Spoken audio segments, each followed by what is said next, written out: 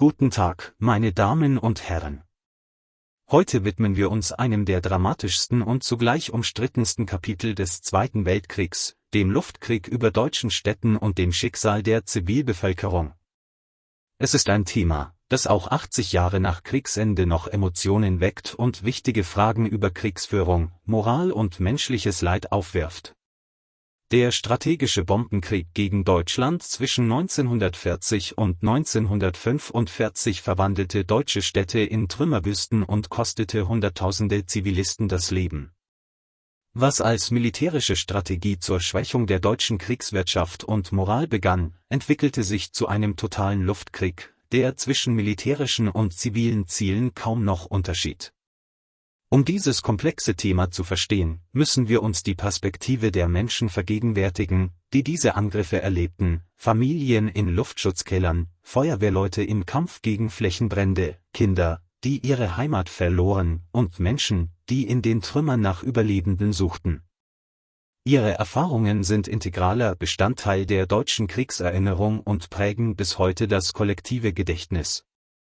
Als der Zweite Weltkrieg im September 1939 begann, waren Luftangriffe auf Städte bereits eine bekannte, wenn auch gefürchtete Realität.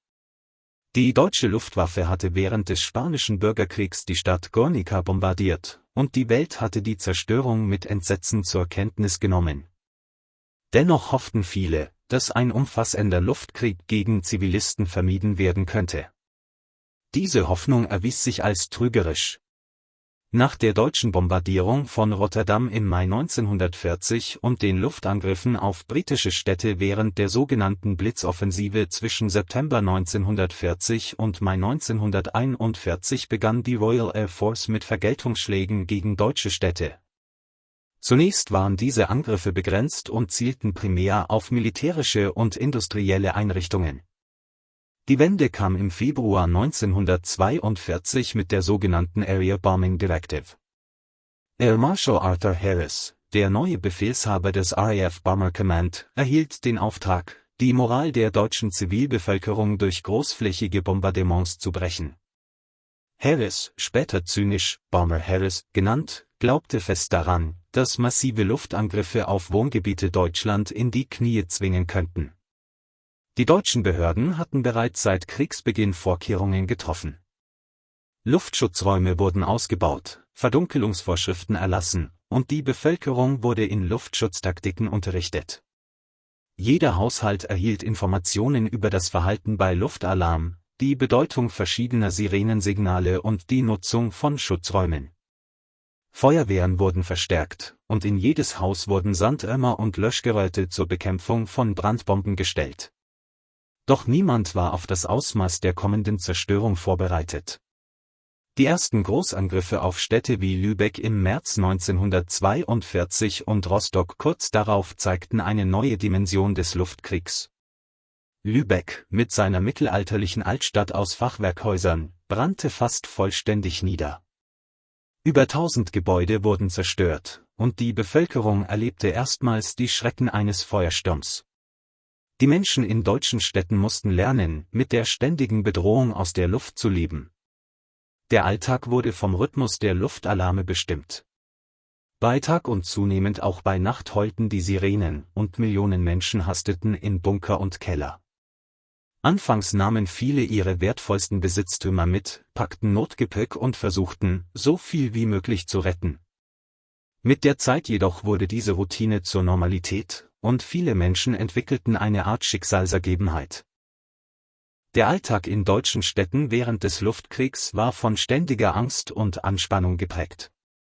Familien richteten ihre Schutzräume im Keller ein, mit Notvorräten, Wasser, Decken und manchmal kleinen persönlichen Gegenständen, die Trost spenden sollten. Kinder wuchsen mit dem Klang der Sirenen auf, und für viele wurde der Gang in den Luftschutzkeller so selbstverständlich wie das Zähneputzen. Die Nächte waren besonders nervenaufreibend. Die meisten schweren Angriffe erfolgten nach Einbruch der Dunkelheit, wenn die Stadt in völliger Finsternis lag. Das Heulen der Sirenen zerriss die nächtliche Stille, und innerhalb von Minuten mussten sich tausende Menschen in Sicherheit bringen. In den Kellern und Bunkern saßen die Menschen dicht gedrängt, hörten das Dröhnen der Bomberverbände über sich, das Pfeifen fallender Bomben und die dumpfen Explosionen, die die Gebäude erzittern ließen. Die psychische Belastung war enorm. Frauen, deren Männer an der Front kämpften, mussten allein für ihre Kinder sorgen und sie beschützen. Ältere Menschen erinnerten sich vielleicht noch an den Ersten Weltkrieg, aber nichts hatte sie auf diese neue Form des totalen Kriegs vorbereitet. Nach jedem Angriff herrschte zunächst betäubte Stille, gefolgt von der bangen Frage: Steht unser Haus noch? Leben unsere Nachbarn noch? Das Tageslicht nach einem nächtlichen Angriff offenbarte oft eine veränderte Welt. Straßen, die man seit Kindertagen kannte, waren zu Trümmerwüsten geworden. Häuser, in denen Freunde und Verwandte gewohnt hatten, existierten nicht mehr. Die Luft war erfüllt vom Geruch brennenden Holzes, geschmolzenen Teers und manchmal auch von dem süßlichen Gestank verwesender Körper unter den Trümmern. Besonders traumatisch war die Erfahrung für Kinder. Viele verloren ihre Heimat, ihre Spielkameraden, manchmal ihre Eltern oder Geschwister.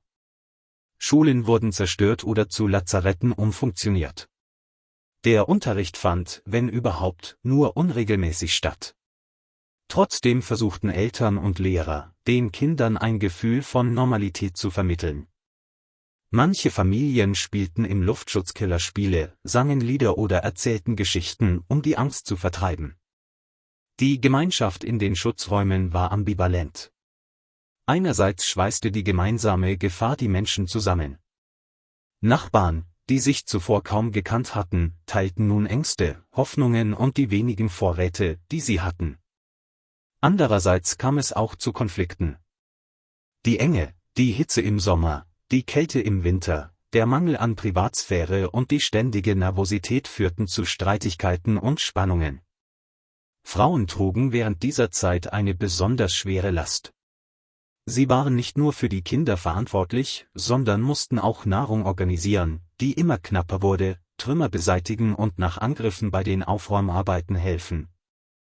Die sogenannten Trümmerfrauen wurden später zu einem Symbol der Nachkriegszeit, aber bereits während des Kriegs leisteten Frauen unvorstellbare physische und emotionale Arbeit. Die schlimmsten Erfahrungen der Zivilbevölkerung waren mit den großflächigen Bombardements verbunden, die ganze Stadtteile auslöschten. Dabei entwickelten die Alliierten eine tödlich effektive Taktik. Zuerst warfen sie Sprengbomben ab, die Dächer aufsprengten und Fenster zerbarsten ließen. Dann folgten Tausende von Brandbomben, die durch die zerstörten Dächer in die Gebäude fielen und unzählige Einzelfeuer entfachten. Hamburg im Juli und August 1943 erlebte das, was später als Operation Gomorrha bekannt wurde. In einer Serie von Angriffen warfen britische und amerikanische Bomber innerhalb von 10 Tagen mehr als 9000 Tonnen Bomben auf die Stadt ab. In der Nacht zum 28. Juli entstand ein Phänomen, das bis dahin in diesem Ausmaß unbekannt war, ein Feuersturm. Die vielen Einzelbrände verschmolzen zu einem einzigen gigantischen Feuer, das so viel Sauerstoff verbrauchte, dass ein Sturm mit Orkanstärke entstand. Die heißen Aufwinde sogen kühle Luft von außen an, die dann mit rasender Geschwindigkeit ins Zentrum des Feuers stürzte. Windgeschwindigkeiten von über 200 Stundenkilometern wurden gemessen. Menschen, die versuchten zu fliehen, wurden von den Windböen erfasst und in die Flammen geschleudert. Andere erstickten in den Bunkern, weil der Feuersturm allen Sauerstoff verbrauchte. Die Temperaturen im Zentrum des Feuersturms erreichten 800 Grad Celsius. Asphalt schmolz und wurde zu einer klebrigen Masse, in der Menschen stecken blieben und bei lebendigem Leib verbrannten. Wer ins Wasser flüchtete, etwa in Kanäle oder die Alster, fand dort oft ebenfalls den Tod, weil das Wasser zu kochen begann. Die Luftschutzkeller wurden zu Öfen, in denen ganze Familien umkamen. Zeitzeugen berichteten von apokalyptischen Szenen. Der Himmel leuchtete glutrot, und die Hitze war noch in mehreren Kilometern Entfernung spürbar. Das Brüllen des Feuersturms übertönte alle anderen Geräusche. Menschen irrten verzweifelt durch die brennenden Straßen, manche trugen tote Kinder in den Armen, andere waren vor Schock wie gelähmt. Schätzungsweise 35.000 bis 40.000 Menschen starben in Hamburg während dieser Angriffsserie, die meisten davon im Feuersturm vom 27. auf den 28. Juli. Dresden im Februar 1945 wurde zum Symbol für die Zerstörung deutscher Städte, auch wenn die Opferzahlen lange übertrieben wurden. Die Stadt, die als kulturelles Zentrum und Elbflorenz bekannt war, galt als relativ sicher, da sie bis dahin von schweren Angriffen verschont geblieben war.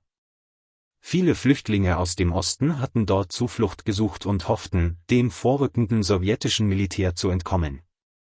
In der Nacht vom 13. auf den 14. Februar 1945 griffen britische Bomber die Stadt in 2 Wellen an. Auch hier entstand ein Feuersturm, der die historische Altstadt fast vollständig vernichtete. Am folgenden Tag bombardierten amerikanische Bomber die Stadt erneut. Die Zahl der Todesopfer wird heute auf etwa 25.000 geschätzt, lange Zeit kursierten jedoch weit höhere Zahlen, die von der NS-Propaganda bewusst übertrieben wurden und später auch in der DDR-Zeit aus politischen Gründen kolportiert wurden. Die Bombardierung Dresdens löste auch international Diskussionen aus. Kritiker fragten, ob die Zerstörung einer Stadt von geringem militärischen Wert so kurz vor Kriegsende noch gerechtfertigt war. Diese Debatte über die Moral des strategischen Bombenkriegs dauert bis heute an. Aber auch viele andere Städte erlitten schwere Zerstörungen. Köln wurde über 200 Mal bombardiert, Berlin erlebte hunderte Luftangriffe, und Städte wie Kassel, Darmstadt, Pforzheim und Würzburg wurden zu mehr als 80% zerstört. Pforzheim verlor in nur 22 Minuten am 23. Februar 1945 etwa ein Drittel seiner Bevölkerung, rund 17.600 Menschen starben. Nach jedem Angriff begann der verzweifelte Kampf ums Überleben und die Suche nach Verschütteten. Feuerwehren, oft verstärkt durch Hitlerjugend, Soldaten und freiwillige Helfer, kämpften gegen die Flammen an. In den großen Feuerstürmen war dieser Kampf jedoch meist aussichtslos. Man konnte nur versuchen, ein Übergreifen der Brände auf noch intakte Stadtteile zu verhindern. Die Bergungsarbeiten waren grauenvoll. Trümmerberge mussten abgetragen werden, oft mit bloßen Händen oder einfachstem Werkzeug. Dabei fand man Überlebende, die manchmal tagelang unter den Trümmern ausgeharrt hatten, aber auch die Leichen der Toten. Viele Opfer waren so stark verbrannt oder verstümmelt, dass eine Identifizierung unmöglich war. Massenbestattungen wurden notwendig, oft unter freiem Himmel, weil auch die Friedhöfe zerstört waren. Die hygienischen Verhältnisse in den zerstörten Städten waren katastrophal. Wasserversorgung und Kanalisation waren beschädigt, Leichen verwesten unter den Trümmern, und Ratten und Ungeziefer vermehrten sich rasant. Die Angst vor Seuchen war groß, und tatsächlich brachen Typhus und andere Krankheiten aus. Die medizinische Versorgung war völlig überfordert. Krankenhäuser waren oft selbst zerstört, Medikamente fehlten, und die Zahl der Verletzten überstieg jede Kapazität. Dennoch musste das Leben weitergehen. Die Überlebenden richteten sich notdürftig in den Ruinen ein. Familien lebten in teilweise zerstörten Wohnungen, dichteten Fensteröffnungen mit Pappe und Brettern ab und versuchten, mit primitiven Öfen etwas Wärme zu erzeugen. Die Suche nach Nahrung wurde zur täglichen Herausforderung. Rationierungen wurden immer strenger, und der Schwarzmarkt blühte. Die Versorgungslage verschlechterte sich dramatisch, je länger der Krieg dauerte. Was anfangs als vorübergehender Mangel erschien, wurde zur Dauerkrise. Brot, Kartoffeln, Fleisch, Fett, alles war streng rationiert und oft nicht einmal auf Marken erhältlich. Kinder litten Hunger, wurden unterernährt und anfällig für Krankheiten. Schulspeisung und Gemeinschaftsküchen versuchten, die Situation zu lindern, konnten aber den Mangel nicht beheben. Die Evakuierung von Kindern, Müttern mit Kleinkindern und älteren Menschen aufs Land wurde verstärkt. Die sogenannte Kinderlandverschickung sollte die Jüngsten vor den Bomben schützen. Doch diese Trennung von den Familien war für viele Kinder traumatisch. Sie kamen zu fremden Menschen aufs Land, oft in Gegenden, die sie nicht kannten, und sehnten sich nach ihren Eltern. Manche erlebten dort Freundlichkeit und Fürsorge, andere Ablehnung und Misshandlung. In den Städten entwickelte sich eine eigentümliche Form der Normalität inmitten des Chaos. Menschen gingen weiterhin zur Arbeit, soweit ihre Arbeitsstätten noch existierten. Fabriken, die für die Kriegsproduktion wichtig waren, wurden mit Priorität repariert oder in unterirdische Anlagen verlegt. Theater, Kinos und Konzertsäle versuchten, einen Rest von Kultur und Ablenkung zu bieten, auch wenn viele Gebäude zerstört waren und die Aufführungen oft improvisiert in behelfsmäßigen Räumen stattfanden. Die NS-Propaganda bemühte sich, die Moral der Bevölkerung aufrechtzuerhalten. Man versprach Vergeltung, sprach von Wunderwaffen, die den Krieg noch wenden würden, und appellierte an Durchhaltewillen und Opferbereitschaft. Doch die Realität des täglichen Überlebenskampfes ließ immer mehr Menschen an den Versprechungen zweifeln. Gleichzeitig war offene Kritik gefährlich. Die Gestapo überwachte die Stimmung der Bevölkerung, und defätistische Äußerungen konnten schwer bestraft werden. Die psychischen Auswirkungen des Bombenkriegs auf die Zivilbevölkerung waren immens und wirkten oft ein Leben lang nach. Viele Menschen entwickelten das, was man heute als posttraumatische Belastungsstörung bezeichnen würde. Albträume, Angstzustände, Panikattacken bei lauten Geräuschen. Diese Symptome begleiteten Überlebende oft jahrzehntelang. Kinder, die den Bombenkrieg erlebt hatten, trugen oft unsichtbare Narben mit sich. Manche wurden übervorsichtig und ängstlich, andere entwickelten eine Art emotionale Taubheit, einen Schutzmechanismus gegen die überwältigenden Eindrücke. Viele dieser Kriegskinder haben erst im hohen Alter über ihre Erfahrungen gesprochen, nachdem sie jahrzehntelang geschwiegen hatten. Die Generation der Bombenkriegsüberlebenden hat ihre Traumata oft an die nächste Generation weitergegeben, wenn auch unbewusst. Eltern, die selbst nie über ihre Erlebnisse sprachen, vermittelten dennoch durch ihr Verhalten, ihre Ängste und ihre Weltanschauung die Schatten der Vergangenheit. Diese transgenerationale Weitergabe von Traumata wurde erst in jüngerer Zeit von Psychologen und Historikern systematisch untersucht. Gleichzeitig entwickelten viele Überlebende eine bemerkenswerte Resilienz. Sie bauten ihr Leben wieder auf, schufen aus den Trümmern eine neue Existenz und fanden Wege, mit ihren Erfahrungen zu leben. Diese Wiederaufbauleistung der deutschen Bevölkerung nach dem Krieg ist auch ein Zeugnis menschlicher Stärke und Anpassungsfähigkeit. Die Erinnerung an den Bombenkrieg blieb in den Familien lebendig, auch wenn nicht immer darüber gesprochen wurde. Bestimmte Verhaltensweisen, Essen niemals wegwerfen, immer Vorräte anlegen, Misstrauen gegenüber Autoritäten oder umgekehrt übertriebene Ordnungsliebe lassen sich manchmal auf diese traumatischen Erfahrungen zurückführen. Die Bombardierung deutscher Städte und das Leiden der Zivilbevölkerung müssen im Kontext des Zweiten Weltkriegs und der deutschen Verbrechen betrachtet werden. Dies ist ein sensibler Punkt, der sorgfältiger Abwägung bedarf. Die Erfahrung des Bombenkriegs war für die betroffenen Menschen real und traumatisch, unabhängig von den Ursachen des Krieges. Gleichzeitig darf nicht vergessen werden, dass Deutschland diesen Krieg begonnen hatte. Die deutsche Luftwaffe hatte Warschau, Rotterdam, Coventry und viele andere Städte bombardiert. Die nationalsozialistische Kriegsführung zielte von Anfang an auf die Vernichtung ganzer Bevölkerungsgruppen und die Versklavung eroberter Völker. Der Holocaust, der systematische Massenmord an 6 Millionen Juden, war ein beispielloses Verbrechen. In diesem Kontext sahen die Alliierten den Bombenkrieg als notwendiges Mittel, um Nazi-Deutschland zu besiegen und weitere deutsche Verbrechen zu beenden. Die Zerstörung der deutschen Kriegswirtschaft, die Lähmung der Verkehrswege und die Bindung deutscher Ressourcen für die Luftverteidigung trugen zum alliierten Sieg bei. Ohne den Bombenkrieg hätte der Krieg möglicherweise länger gedauert und noch mehr Opfer gefordert. Dennoch bleibt die Frage nach der Verhältnismäßigkeit und Moral bestimmter Bombardements umstritten. Waren Angriffe wie die auf Dresden wenige Monate vor Kriegsende militärisch noch notwendig? Hätte man zwischen militärisch wichtigen Zielen und reinen Wohngebieten stärker unterscheiden können? Diese Fragen beschäftigten bereits Zeitgenossen und werden bis heute kontrovers diskutiert.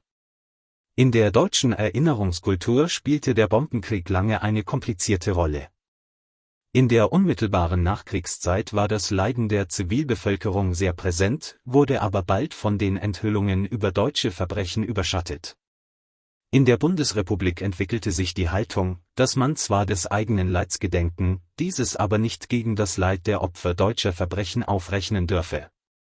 In der DDR wurde der Bombenkrieg propagandistisch genutzt, um den Kapitalismus und Imperialismus der Westmächte anzuklagen, während die eigene Führung sich in die Tradition des antifaschistischen Widerstands stellte.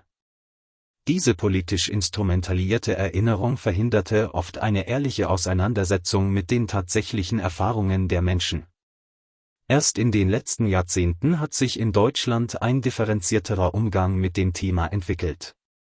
Historiker wie Jörg Friedrich haben versucht, das Leiden der deutschen Zivilbevölkerung zu dokumentieren, ohne dabei in Opfermythen zu verfallen oder die deutsche Schuld zu relativieren. Es geht darum, die Erfahrungen der Menschen ernst zu nehmen und gleichzeitig den historischen Kontext nicht auszublenden. Die Debatte zeigt auch, wie schwierig es ist, über Opfer und Täter in einem Krieg zu sprechen, in dem die Grenzen oft verschwimmen. Die deutsche Zivilbevölkerung litt unter dem Bombenkrieg, aber viele hatten das NS-Regime auch unterstützt oder zumindest geduldet. Kinder und Jugendliche traf eine Schuld sicherlich nicht, aber sie bezahlten dennoch den Preis für eine Politik, die sie nicht zu verantworten hatten. Die nackten Zahlen des Bombenkriegs sind erschütternd, auch wenn sie das individuelle Leid nie vollständig erfassen können. Schätzungen gehen davon aus, dass zwischen 400.000 und 600.000 deutsche Zivilisten durch alliierte Luftangriffe starben. Etwa 3,5 Millionen Wohnungen wurden zerstört, was bedeutet, dass rund 7 bis 8 Millionen Menschen obdachlos wurden. Die Royal Air Force und die US Army Air Forces flogen zusammen über 1,4 Millionen Einsätze gegen Ziele in Deutschland und warfen dabei mehr als 2,7 Millionen Tonnen Bomben ab. Die Bilanz ist eine nahezu vollständige Zerstörung vieler deutscher Innenstädte. Köln zu 90% zerstört, Hamburg zu 75%, Berlin zu etwa 50%, Würzburg zu 89%. Diese Zahlen stehen für Hunderttausende zerstörter Gebäude, verlorene Kulturschätze und vernichtete Lebensgrundlagen. Die kulturellen Verluste waren enorm. Mittelalterliche Stadtkerne, die Jahrhunderte überdauert hatten, wurden in wenigen Stunden ausgelöscht. Kirchen, Museen, Theater, Bibliotheken mit unschätzbaren Sammlungen verbrannten. Das kulturelle Erbe von Generationen ging in Flammen auf. Manche Schätze konnten durch rechtzeitige Auslagerung gerettet werden, aber vieles ging unwiederbringlich verloren. Die wirtschaftlichen Auswirkungen waren verheerend. Die Industrieproduktion sank, Verkehrswege wurden unterbrochen, und die Versorgung der Bevölkerung brach zunehmend zusammen. Interessanterweise gelang es der deutschen Kriegswirtschaft jedoch lange Zeit, die Produktion trotz der Bombardements aufrechtzuerhalten oder sogar zu steigern, indem Fabriken dezentralisiert und unter die Erde verlegt wurden. Erst in den letzten Kriegsmonaten führten die massiven Angriffe auf Verkehrsknotenpunkte und Treibstoffanlagen zu einem völligen Zusammenbruch. Die Luftverteidigung band enorme Ressourcen.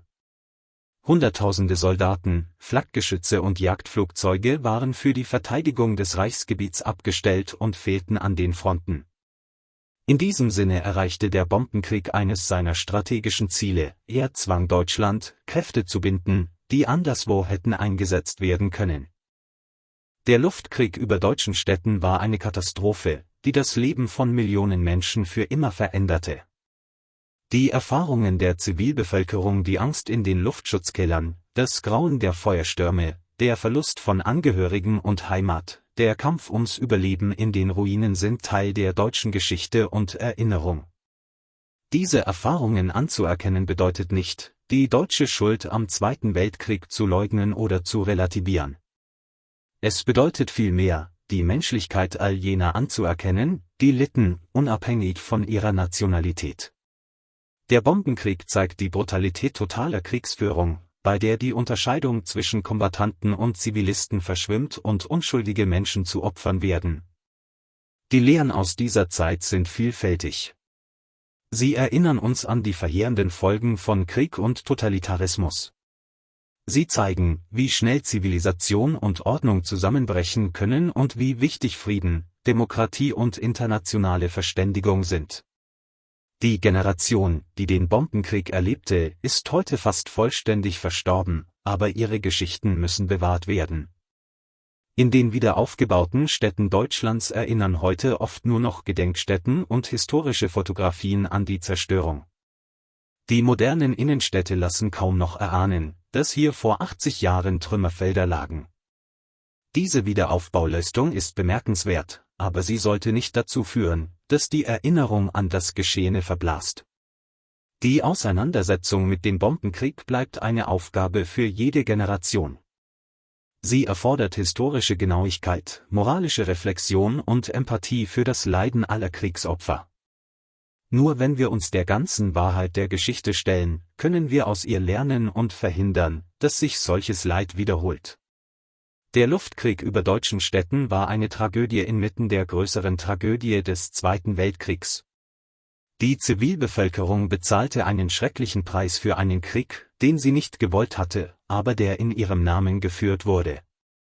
Ihre Geschichten zu erzählen bedeutet, die Komplexität der Geschichte anzuerkennen und die Würde jedes einzelnen Menschen zu respektieren, der in diesen dunklen Jahren litt.